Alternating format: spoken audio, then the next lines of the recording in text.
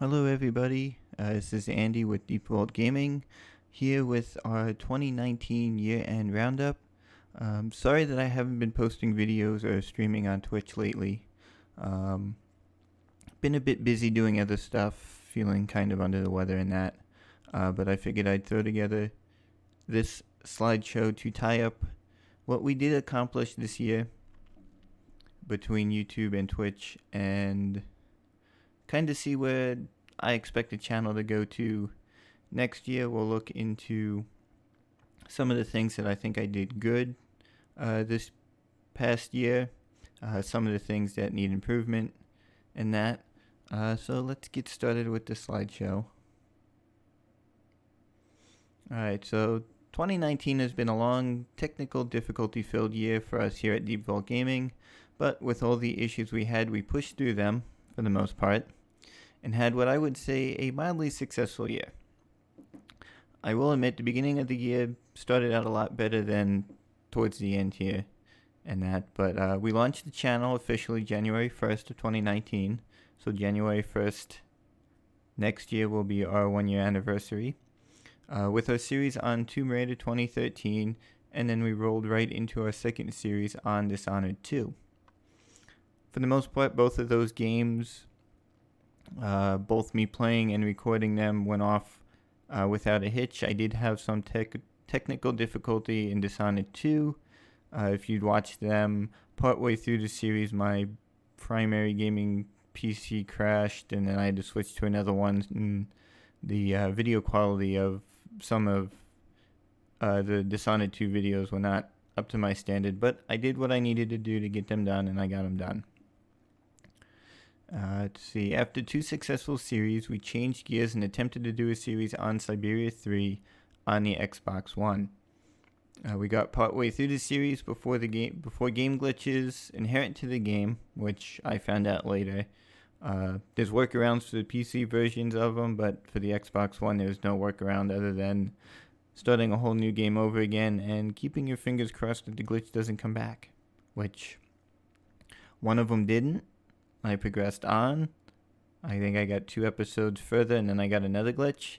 Started the game over again, got the first glitch, started over again, got the second one. It was an evil back and forth, and that's why I put that series on hold for the moment. Game, and basically I've got no way to progress in the game on the Xbox One. I haven't had time to go and purchase the PC version of it yet. I've been saving the money for the Outer Worlds I purchased, Borderlands 3, some of the newer games coming out.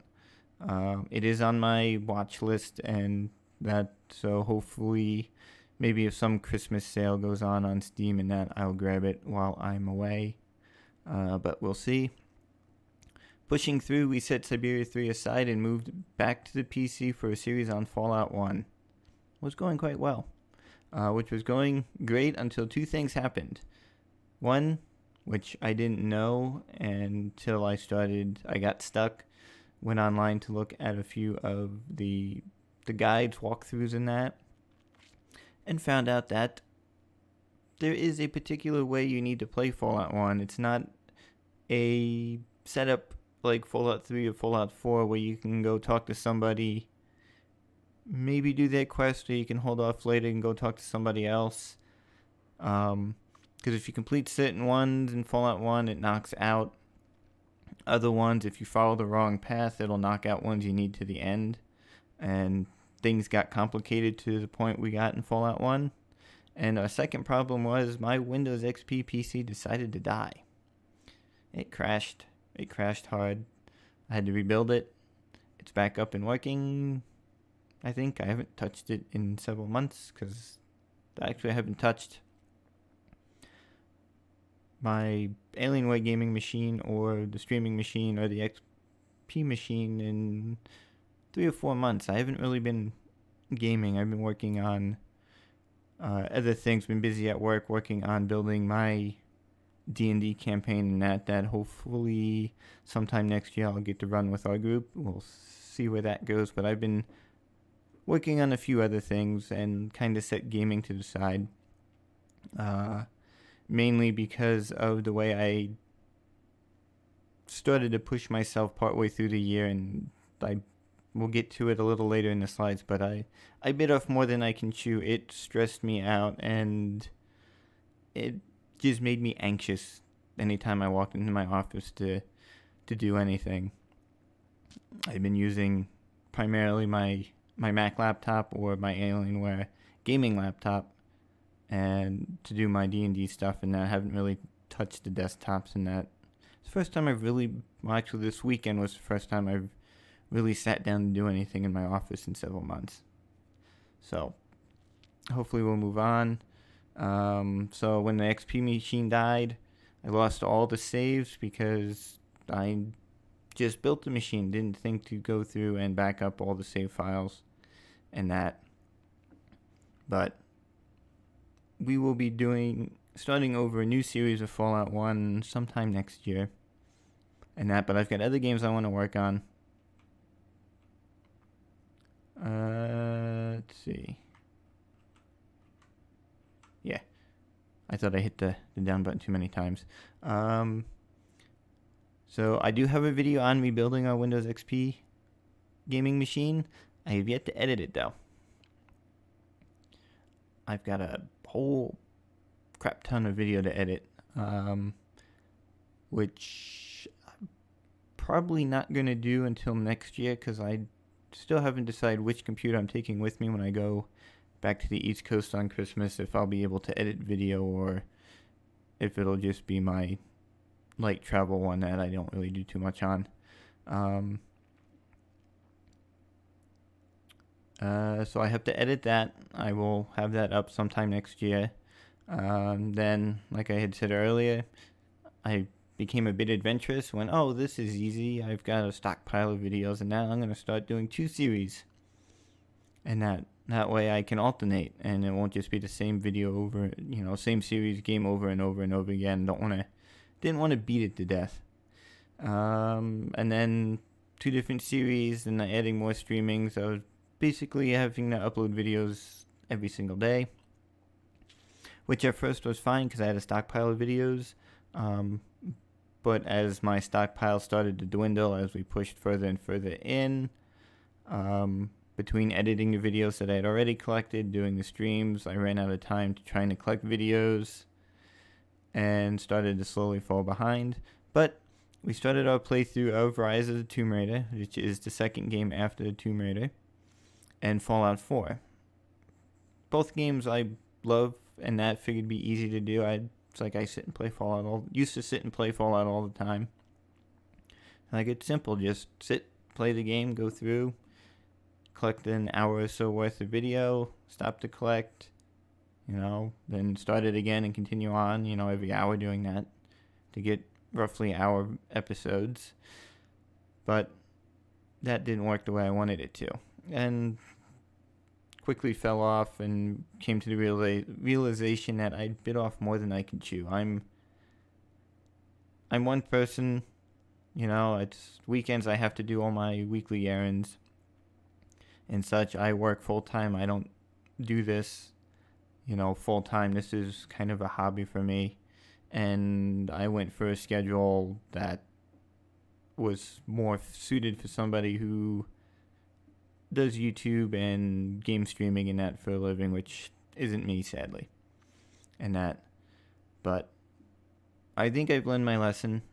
I had a whole big schedule planned out for next year of what I wanted to do, different, basically each night was going to be a different sort of thing, and I quickly scrapped that when I threw this together because I looked at it and went, no, I'm not going to be able to do this. I'm just going to stress myself out, and I'm going to get fed up with it and not continue to do this, which I don't want to do. I want to keep doing this. I enjoy this.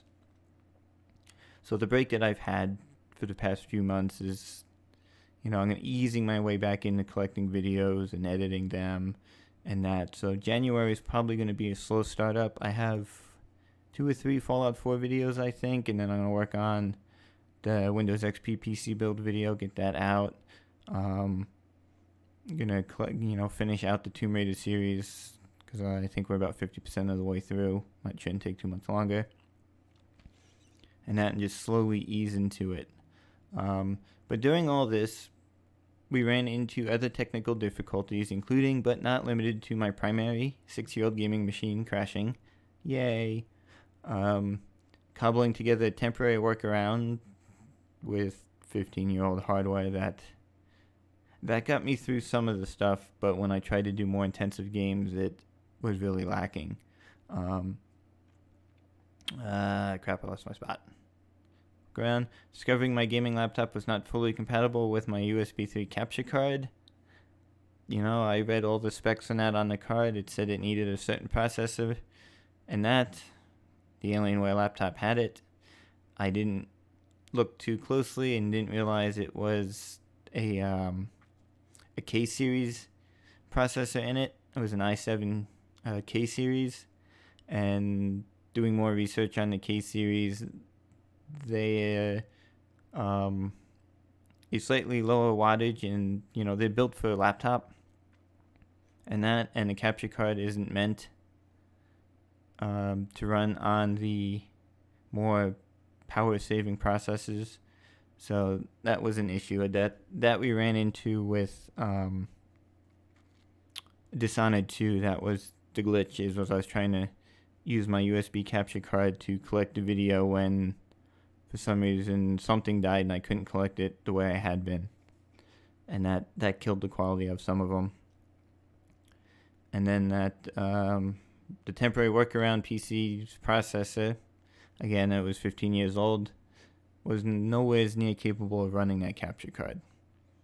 So those are just some of the technical things that I probably hit on in other videos and live streams and that, complaining when I vent and that, but those are some, not all the technical difficulties we ran into over 2019.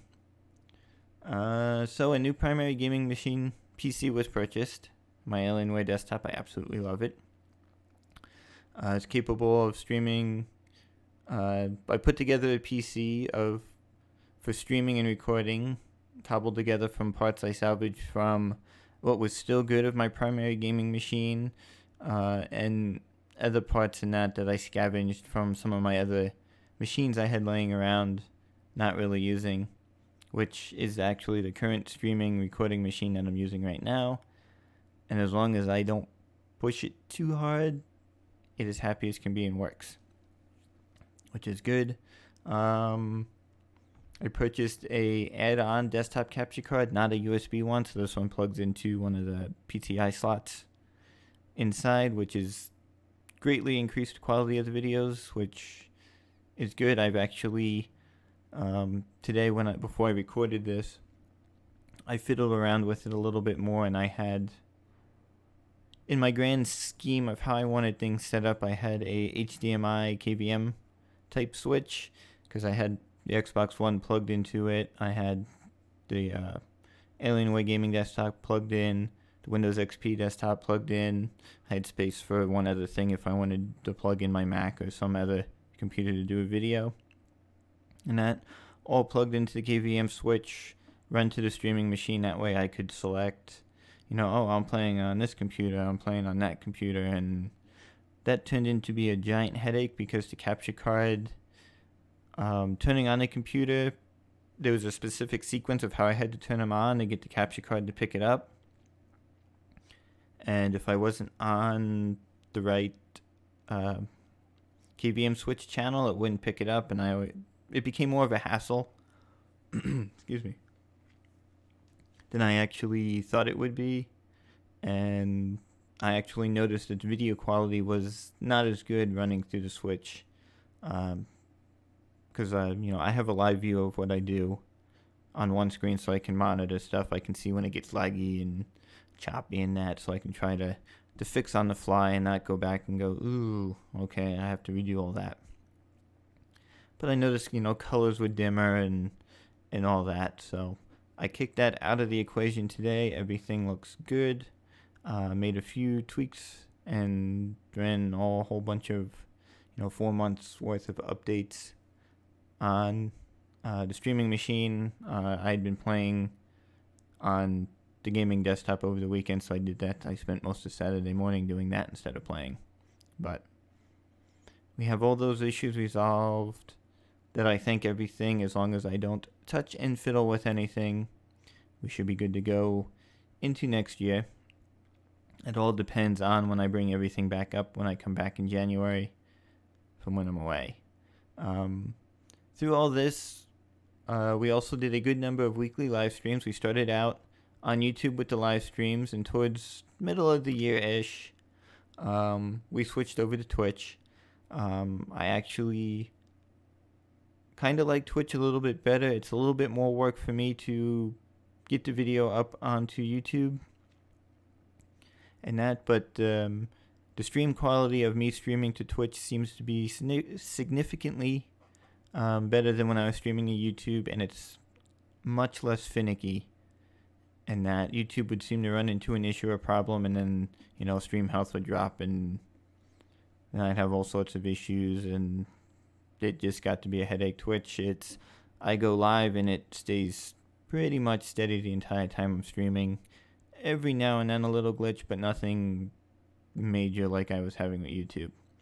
So I think going into next year for our live streams, I'm going to stick strictly with Twitch. I will be uploading the recordings later on that week. Fingers crossed that everything goes well. And that to YouTube, because Twitch only holds them for 7 or 14 days in that before it cycles through. And that way, if you miss the actual live stream, you can head over to the YouTube channel and you can catch it there. So that's how we're going to work the live stream Twitch YouTube thing, I believe. And as I'd mentioned too, if not having all the technical difficulties through a monkey wrench into things, I got sick several times throughout the year. Mostly later on, I had some weird stomach bug and then some weird stomach issues afterwards, so that pushed the schedule back. I missed several live streams. As I tried to catch up, I fell further behind on stuff, and roughly beginning of October, I made the decision that I needed time to resolve all my health issues, try to catch up on stuff, and pushed everything out to next year. So that is why I haven't uploaded. And actually, I think I made the decision sooner, but I had a few things ready to go upload that I uploaded. So October was like the end of stuff that I uploaded. All right, things we've got coming next year in 2020. We will be completing our playthrough of Fallout 4. At least one faction. I want to get... Right now we're kind of playing the Railroad Minutemen. If you've watched how I've progressed so far, I'm kind of pushing towards Railroad Minutemen. I will eventually make a video of a different playthrough going through siding with the Institute, Brotherhood of Steel. What am I missing? And then with the Nuka World DLC, we'll do a playthrough where we go and join up with the Raiders and take over the Commonwealth for them instead, and piss everybody that we had been working with off. I may do a few other unique, different type videos. I know I've on my own done a playthrough where I've used console commands and that, so I could go straight from leaving Vault 111 straight to Nuka World, get through that, and basically just do all the Nuka World quests to get them to the point where they want to take over the Commonwealth, and then work that way, bypassing the whole storyline and initial storyline of Fallout 4, which was actually kind of fun.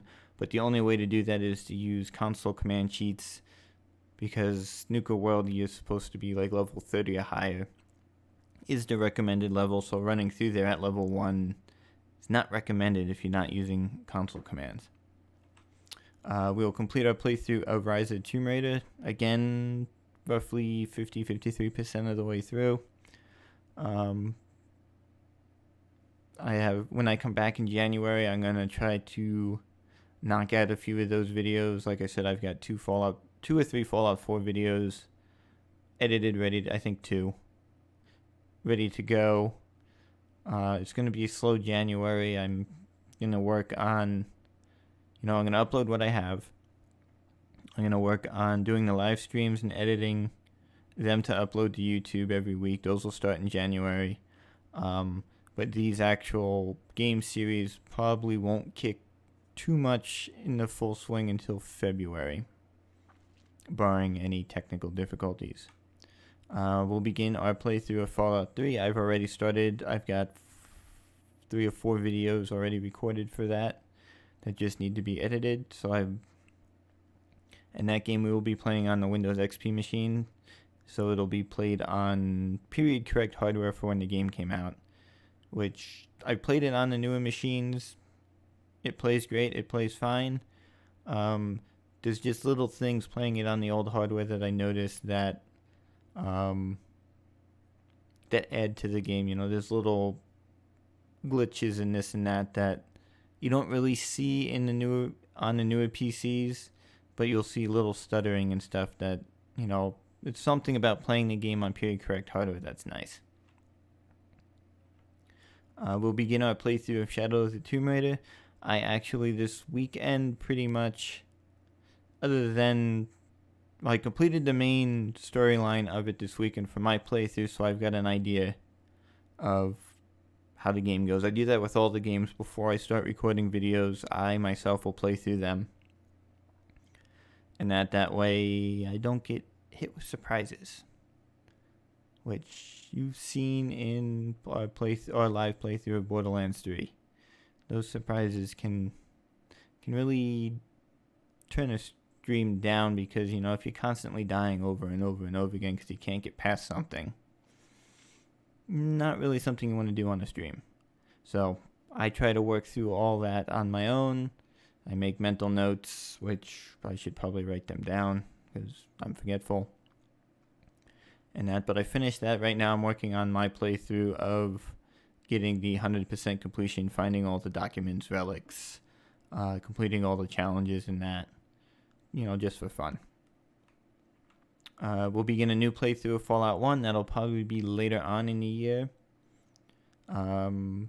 Probably as Fallout 3 videos start to hit, I'll probably go back to Fallout 1 and start doing them. Or I might do them at the same time, depending on the day. Both of them are being played on the Windows XP machine. We will begin our playthrough of The Outer Worlds. That'll be a quick series. It took me 4 or 5 days just doing a quick initial run-through playthrough of it. I explored a little bit, didn't do a full exploration of all the colonies and worlds and maps that we can go through in that. So I'm hoping to get a good number of episodes out of it, but that'll be a quick series. I'll start working on that one as I'm probably about halfway through Shadow of the Tomb Raider. That way, when I'm done with Shadow of the Tomb Raider, Outer Worlds will replace it. It's basically going to be get close to finishing Fallout 4, get Fallout 3 videos going, ready to go. So when Fallout 4 ends, we can transition right into 3. And then when I get close to the end of 3, have Fallout 1 videos ready to go up again so I can transition into Fallout 1. So there's no gaps. It'll go 4, 3, 1. Same thing with Rise of Tomb Raider. As I get closer to the end of it, I'll transition into doing videos for Shadow of the Tomb Raider. That way, when we finish Rise of Tomb Raider, I can transition into it, and then into the Outer Worlds. Let's see. I'll be continuing our weekly live stream on Twitch, moving completely away from the YouTube one. One thing, I will be working on this while I'm away. It's one of the few things that I can do. I don't need to be home and on my machines to do stuff, as long as I bring any files in that I need, which most of my stuff I save to USB anyway. But I will be updating our Patreon page with new tier levels and new goals. As I've poked around, read things, I've kind of figured out how the Patreon page works. setting up tier levels and goals. Basically, the goals are going to be for me to start purchasing some better equipment in that. Like new webcam, that's been something that's been tricky. It's a 8-year-old 720p Microsoft webcam that has been used and abused, and it's finicky. Some days it works, some days it doesn't. It works when I don't want it to, and when I want it to work, it doesn't. And that. So I'll be setting up new goals of reaching, if we reach X amount of dollars, this is what it's going to go for, and, buy the new camera, webcam, or whatever it is in the goal level, and that. And it'll also go to purchasing newer games and help with the maintenance and upkeep of the machines. And so this is our 2020 schedule that I came up with. As you see, I've got it split into YouTube and Twitch. I won't be uploading any videos on Monday. That gives me time to work on stuff that I've done, capture stuff and that. Tuesdays is going to be Fallout upload day. So pretty much every Tuesday will be a Fallout video, whether it be 4, 3, 1. No uploads again on Wednesday. Thursday will be Tomb Raider until we finish Shadow of the Tomb Raider, then it'll roll into the Outer Worlds. And then probably Elder Scrolls after that, starting with Elder Scrolls 3, I think, Morrowind. We'll start with the older ones on the XP. We'll start with Morrowind, then Oblivion, and work our way to Skyrim. And that, and hopefully by the time, we probably won't get through all of them, but hopefully somewhere in there, the next Elder Scrolls will come out, and we'll be ready to go. So that'll be Thursdays. Friday will be our Twitch upload, so let's see, when am I streaming on Twitch? Weekly live stream will be on Sundays, so then it on Twitch, and then on Fridays it'll be uploaded onto YouTube. Saturday, Sunday, no uploads. And for Twitch, Monday, Tuesday, Wednesday, Thursday, Friday, Saturday, no stream. Just a note, Friday, previous week's stream will be uploaded to YouTube. And then Sundays, we will have our weekly live stream. We'll probably continue our playthrough of Borderlands 3. We'll throw in some Farming Simulator. And so I've got a few other games that we can throw in the mix. Depends on how I feel and which computer I have hardline connected into the streaming recording machine at the time will depend on what game. If it's the XP machine, we may play some Caesar 3, Age of Empires, Age of Mythology, some older game.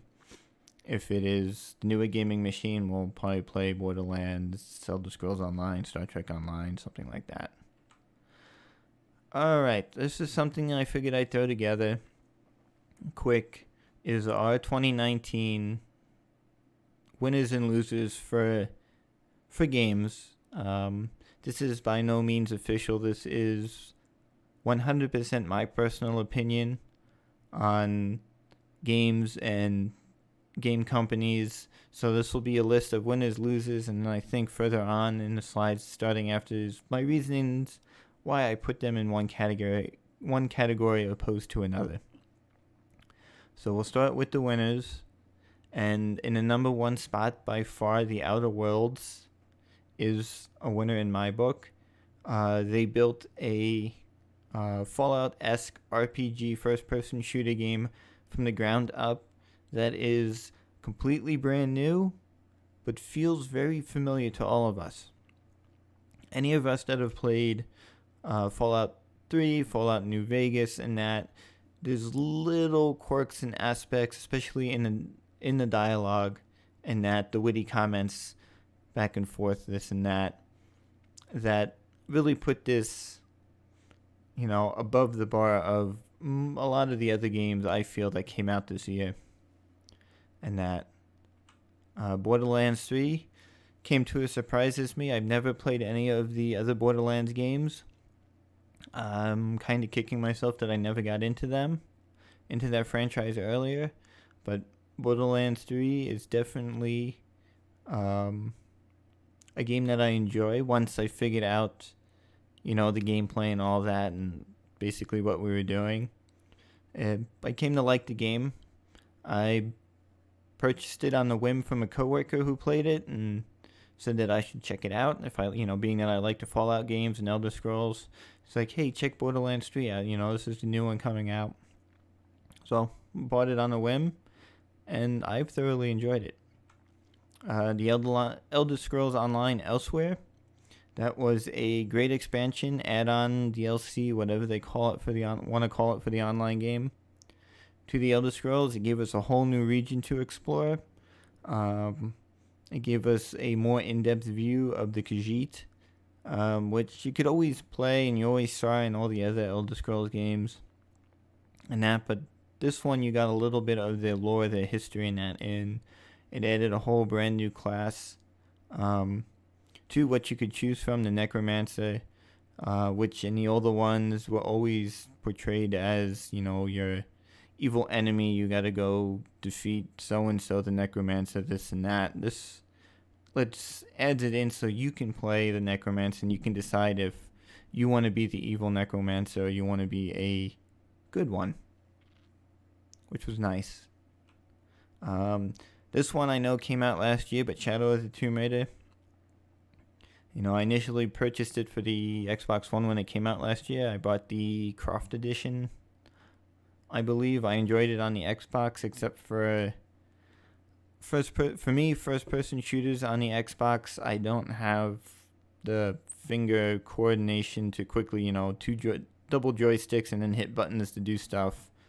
I got most of the way through it and got frustrated that I couldn't get past something because I couldn't manipulate the controls quick enough. Give me a keyboard and mouse and I'm good. And that's all. I'd gone earlier this year, purchased it on the computer.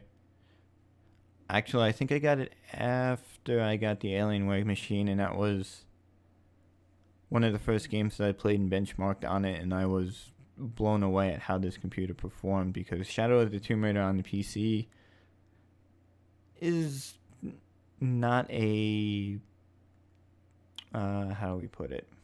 It's not kind to the machines. It depending on what settings you have. Highest and alt. Do they have ultra? I think it's just high and highest settings, or the custom one, depending on how you set your things, can be very taxing on the machine. And I maxed out all the settings, and my machine handled it for the most part. Definitely wouldn't do a video because I had some glitches and screen tearing and that, going through some of the more complicated things. But after dialing in the settings, it runs smooth, it runs great, and that. So definitely, that's why I put it at the bottom, towards the bottom of the list of winners. And on our losers side, we have in the number one spot, again, the game from last year, Fallout 76. Those of you that have followed the saga that is Fallout 76 would probably agree with me. Bethesda made some horrible choices with Fallout 76 this year, and that has turned a lot of us fans of the Fallout franchise away from them. They promised us some things and then delivered us something else because they weren't ready to release them. So they definitely hit the losers list. I mean, I initially wasn't going to purchase Fallout 76 because I wasn't too thrilled of a MMO Fallout game. And then I saw, initially from all the beta tests of it, you see all the issues, glitches, it not working right. And that definitely was like, I'm not going to purchase it. Then a few months down the line, you start seeing other streamers and that, they fixed the issues, everything's fine, the game works good. So I bit the bullet. I bought the cheapest, the $60 version. Nothing fancy. Only to experience pretty much everything that the earlier videos in the beta test did. Had a hard time playing through it. Figured it was probably my hardware because, again, at the time it was my 6-year-old gaming machine. Not quite up to snuff to play the game. So I attributed it to that. Got the Alienware machine, got cool. I've got an i9 processor, an RTX 2080, all brand new hardware. I should have no problem running Fallout 76. Yeah, I had issues. I actually, a couple months ago, I think it was, jumped in because they had put out a whole bunch of patches and updates that it wanted to update. It took an hour or so to do its 10 or 12 gigs worth of updates that it had because I hadn't done them in a while. Figured, what the heck, I'll jump in. I know initially when I set up my first character, I wasn't sure how to do their system. And that's so I deleted that one. I wasn't going to touch the one that we streamed on. And so I built a whole new character, and it actually ran. I played it for 6 or so hours straight with little to no issues. Some screen tearing, this and that. But it didn't lag, it didn't chug, I didn't get stuck anywhere. So they have made some improvements, but not really enough to really right the sinking ship, in my opinion. Alright, so here's the descriptions of basically why I think the games are in what category. Biggest winner of this year in my book was The Outer Worlds by Obsidian Entertainment. The game, when it was announced at E3, gained a huge following because it gave us everything we wish Fallout 76 was. It was an immersive first-person shooter with the feel of Fallout New Vegas, but with completely original content. Just imagine if Obsidian had taken... I keep hitting the mic. I'm not used... haven't done it in a while. I keep flailing my arms. Just imagine if Obsidian had taken what they did with the Outer Worlds, and they were the ones in control of Fallout 76. And just picture the Outer Worlds being what Fallout 76 could have been.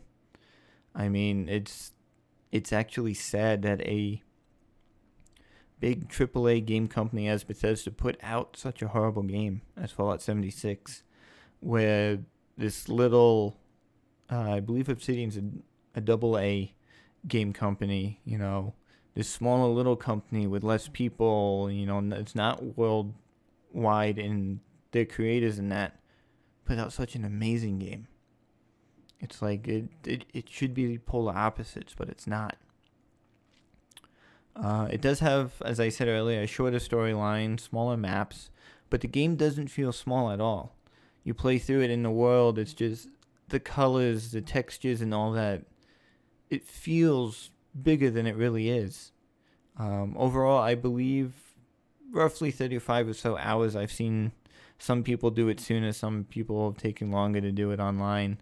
But I think 35 hours is, if you're not exploring every single nook and cranny and you're following the main storyline, I believe you finish it in roughly 35 hours. As I said, I completed it in 4 days, but I did miss a lot. I just followed the quests. I didn't explore every nook and cranny. There was a couple of the worlds that I didn't go to, that I didn't, being how I ran the quests, and that I didn't get access to, because that's another thing that is really cool about this, is depending on the choices you make in the game, it changes everything about the game. There's no set, follow this, you talk to this person and this person, you follow their quest line, and then it ends, and then you move on to the next one. If you follow, you side with a particular person and you follow that quest line, you don't get access to a different one. Or you could play it the way where you work with one for a bit and then you betray them, and I think that's the way you can kind of work to get through all of them, but then you make a whole bunch of enemies in the game. It's the way they've done it and have it set up is great. Definitely a game that I will be playing over and over again, because like Fallout New Vegas and some of them, each time you play it, you get a slightly different game experience, and you'll pick up on things that you missed on your first playthrough, your second playthrough, your fifth playthrough.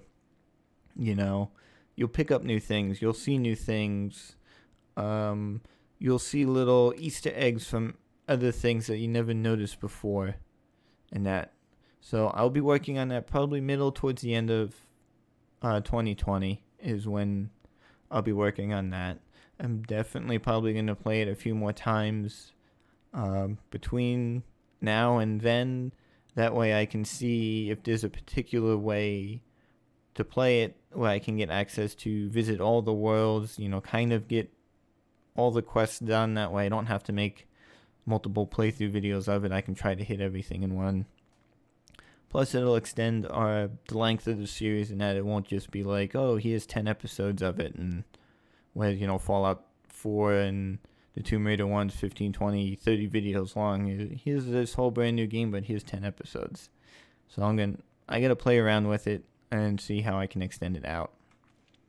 Borderlands 3, as I said, it was a complete surprise to me. My first dive into the franchise, and I was amazed to say the least. I began playing it basically on its release day. I did play it on its release day, and then that following Wednesday after it was released is when I started the live stream, created a new character, but I wanted to get a feel for the game first. And that it has simple but amazing graphics. They kind of look 2D, but they're 3D. It's weird. It's hard to explain. If you've played Borderlands, any of them, you know what I'm talking about, the way the graphics are. And if you haven't, I highly suggest you check it out. So far, how far I've progressed in it, it has great storylines, and it's overall exciting to play. It's different and, challenging at the same time. And there's some parts of it that are thought-provoking, like you can't just go after this big boss head on. You've got to use, think and use tactics. You may die 15, 20 times doing it, but each time you learn a little bit something about that enemy. It's like, okay, I can't hit him head on, and if I go to this particular side, this seems to be where he spawns his enemies, but if I go over here, I'm pretty safe and I can just pelt them from a distance from here. Let's see, I think that's pretty much. Most of this I already said that I didn't get into the franchise sooner. It'll continue to be one of our primary live stream playthroughs through 2020 when we start up again. So be on the lookout for that. Elder Scrolls Online, not surprising to me and probably those that follow and play Elder Scrolls Online, that this latest installment was epic. Most of this I went through, gave us a new region of Tamriel we could all play, a new class of character to play. I did a bunch of live stream series of it, basically following the main quest of it, which we finished. And just got a little side quest, but definitely we'll be jumping back into it in 2020. And I'm not really a fan too much per se of MMOs, other than Star Trek Online, Elder Scrolls. Those were kind of main ones. Star Trek Online mainly because I'm a huge science fiction Star Trek fan. I've played some of the other computer games that Star Trek came out. Some were good, some were bad. And that when they came out with an online one, it's like, I'll give it a shot.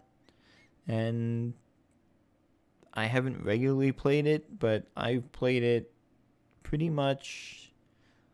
Once it became free to play is when I got it, and from that point on, I've played it a good amount. There's been some of the update. There was a stretch that I didn't play it for like a year, and they had added so many updates to it and different things that when I jumped back in to play it, I was confused, I was lost. But it all took learning and playing and get used to it again, and the easiest way to do that, at least for me, is not to jump in on an old character you haven't played in a while, because they've changed. Some of the updates may have changed how leveling works and perks and this and that, is to create a whole brand new character, start fresh as if you've never played the game before, and work your way up that way. It's a lot more enjoyable. So yeah, we'll see Star Trek Online in 2020, Elder Scrolls Online, Borderlands 3 will probably be our primary ones for weekly live streams for a while. Let's see. Shadow of the Tomb Raider. Yeah, between the Xbox and finishing it on the PC, I've probably got over 100 hours into it since it was released. A good number of them are on the Xbox. I think on the PC I've only got probably around 50 or so. 40 or 50 is good. I check my Steam numbers. Not important. But it is a great addition to the the 2013 Tomb Raider, the resurrection of the franchise, I guess you could say, from the games of the 90s. And Rise of Tomb Raider, continuing our adventures with everyone's favorite British adventurer, Lara Croft. Do have to say, the way that they've done it, the Tomb Raider 2013 one, it doesn't fall in with the older Tomb Raider games. It's a standalone, starts her when she was, a lot younger, probably early 20s, I think, is when the 2013 one starts. And you play through that one. Rise of Tomb Raider starts 4 or 5 years after that one. And then I believe Shadow of the Tomb Raider takes place another 4 or 5 years after Rise of the Tomb Raider. And like I said, I've got it both for PC and Xbox. And definitely be doing a series right after we finish Rise of the Tomb Raider. We will jump into Shadow of the Tomb Raider. Now that I've completed it, I may actually start doing those videos as I'm doing Rise of the Tomb Raider ones, just to build the stockpile. So when I'm ready, I can just edit and upload. Alright, and now we move on to the explanation of why I chose Fallout 76 as a one and only loser for this year.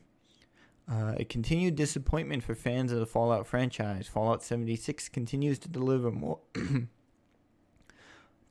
and more reasons to quit playing it. This year there was hope to restore our faith in it and Bethesda Game Studios, but that was quickly dashed as its release neared. This fall, November, we were supposed to see the release of Wastelander. Again, it's a DLC expand, however they word it for the MMOs, which added one thing that every single Fallout fan wanted from the start: NPCs. Not robots, not holotapes with quests, but actual living NPCs, including factions, new quests, and giving the Appalachia Wasteland some life. But Bethesda yet again killed our hopes when they pushed its release off to sometime in 2020. They're saying first quarter sometime, maybe. And instead released their premium pay-to-play service, Fallout First.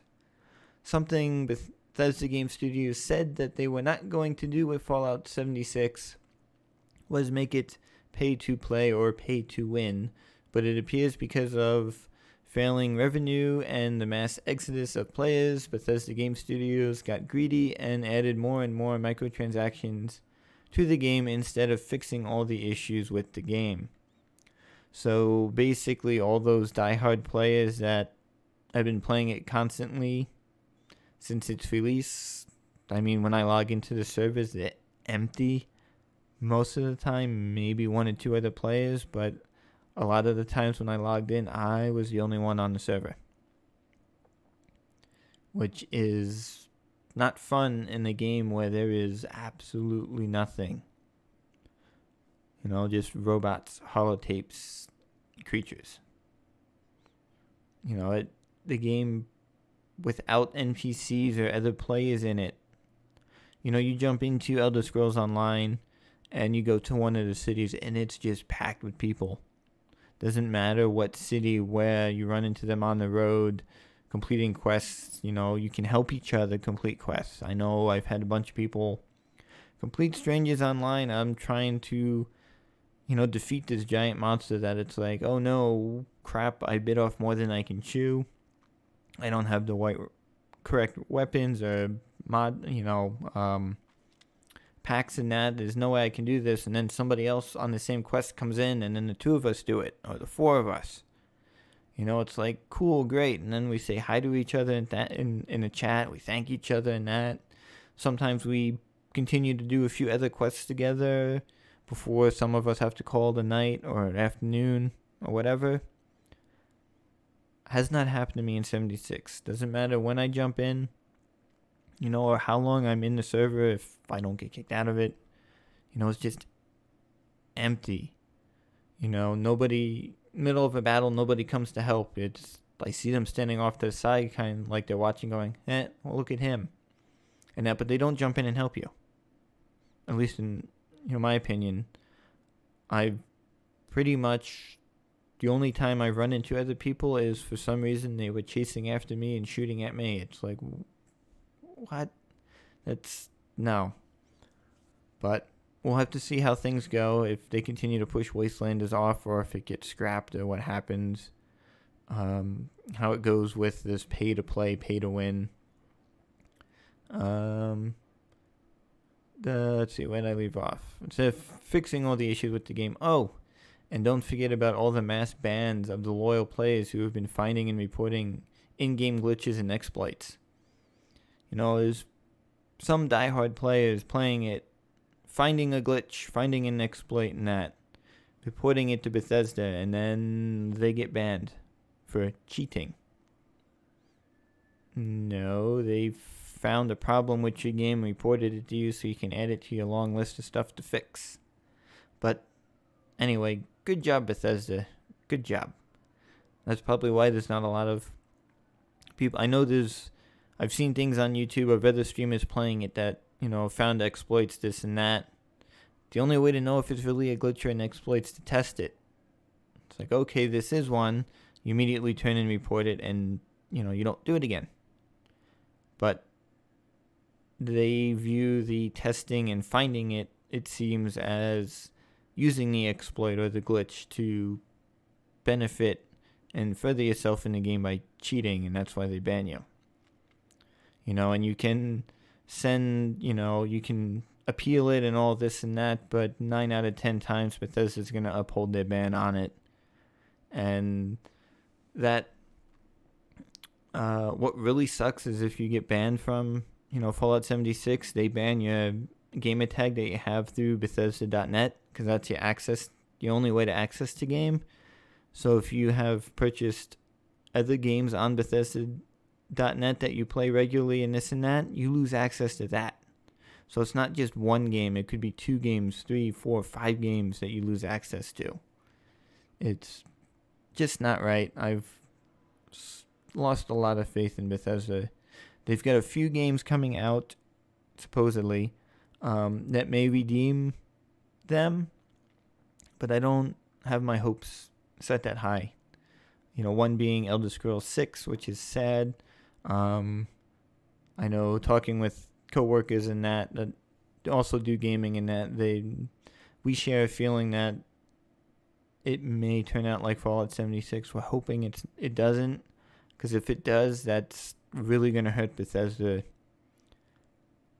Financially, it's going to drive a lot of people away, because now you're already hurting yourself with one franchise, Fallout 76. Now you're going to do the same thing with Elder Scrolls. That's the big bulk of the people who play your games is Fallout, Elder Scrolls. Now you're going to drive all them away. But we will have to see what they do, how things turn out. I don't think we'll see Elder Scrolls 6 for a while. The next one, I believe, Starfield, sometime next year, maybe, possibly, hopefully.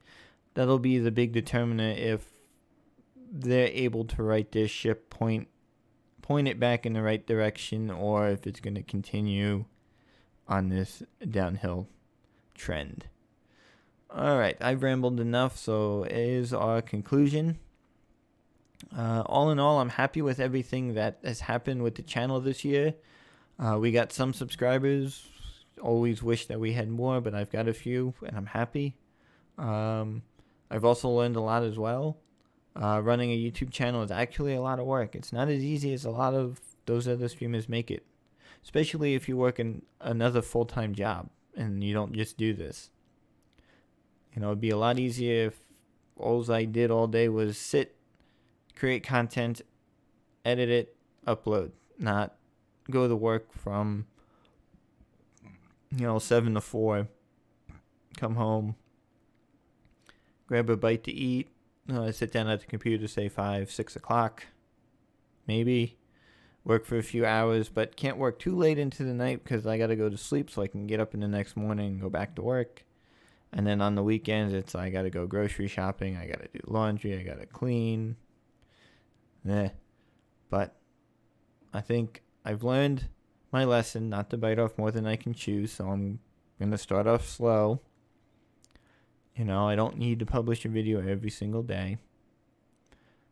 I had this idea in my head, if I only put a couple videos out, there's less a chance of people viewing them, but if I put a video out every single day, my chances will be greater for that, which may be true to a point, but, that's working yourself to death. And, if I gain a couple subscribers or followers on Twitch and that, a year, if I get 3 to 5, I'm happy. Small channel. It's just me working on stuff.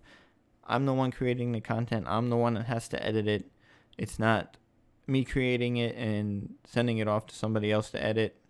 It's not somebody else creating the content and me editing it. Everything falls on me. I make the video, and then I move over to my editing machine. I edit it and process it, and I move back to the gaming machine and all over again. Very time consuming because editing it takes as long, if not longer, than you actually sat playing to create the content.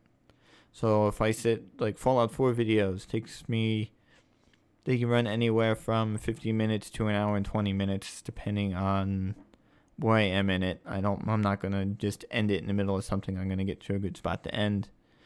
And editing it and, cutting out the load sequences, leaving a settlement, entering a building, cutting out the load screens and that, it can take me 2 to 3 hours to edit a video that's an hour long. So there's just a lot more work than I actually thought. And that, but like I said, I've learned slow and steady, and that's how I'm hoping to run the channel into next year, is slow, steady. Let's see. I know building the channel to how I envision it won't happen overnight. I know it takes time. A lot of these other streamers and content creators on YouTube have been on the channel for several years to reach the point they're at. It doesn't happen overnight. Unless you do something spectacular, this and that, and then you can go. So we'll go down to two videos a week on the series, alternating Fallout, Tomb Raider, and that, and one weekly live stream that I think I can manage, because I was uploading videos twice a week for Tomb Raider 2013, Dishonored 2, and then it was, I think, a Tuesday, Thursday. I was, same series. I was able to do a video Tuesday, video Thursday live stream. That seemed to work. So we'll keep on pushing, keep on plugging away. If the channel does start to really grow, I may reach out to some of my like-minded friends and other individuals to help increase the number of videos. Maybe I will get one of my friends that likes to do video editing and that on the side, and go, hey, I've got a whole bunch of this stuff. You want to come in, edit it for me? That way I can continue creating stuff, or he can be editing an episode of something, and I can be editing an episode of something on one of the other computers. May do that. Maybe he's got an idea of a game series of a game that I don't particularly play, but wants to do, but doesn't want to put all the work and time and money into getting the equipment needed to stream. Maybe I'll let, if he does his playthrough and edits it, I'll upload it. Something like that to expand the number of videos, expand the types of content we create. I have other ideas of stuff that I want to do running through my head, but those particular ideas can't come to fruition without the support of my viewers and that. So hopefully I can start to grow the channel, start getting supporters on Patreon to help, because my ideas in my head are going to require some more equipment that I don't have and that.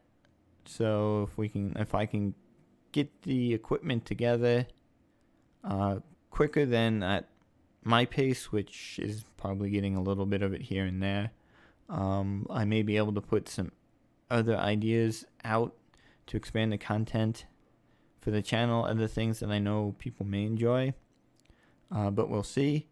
But I want to thank you all for coming with me on this journey, and I do hope to see you next year along with a lot more new viewers that will join the channel. Those of you that have stuck with me, thanks a lot. Be sure to share the channel with your friends and that may also be looking for a new YouTube channel to watch, subscribe to, and that, who may be interested in some of the same games that I play. As always, if you've got games that I don't cover that you really like, leave them in the comment in the YouTube video. Leave them on tweet at us on Twitter.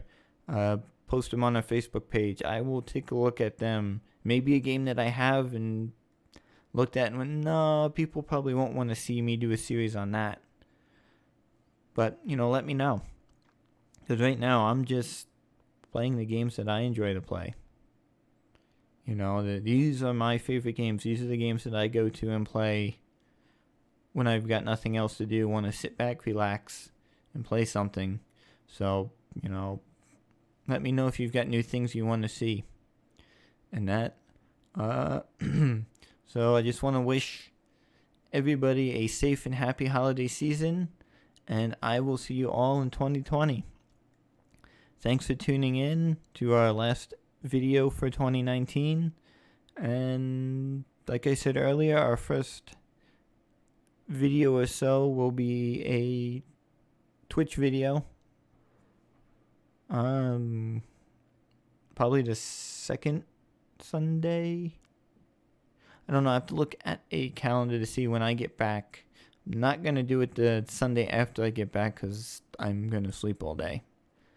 Because traveling from West Coast to East Coast and back, and I got work the following Monday and need a day to recover.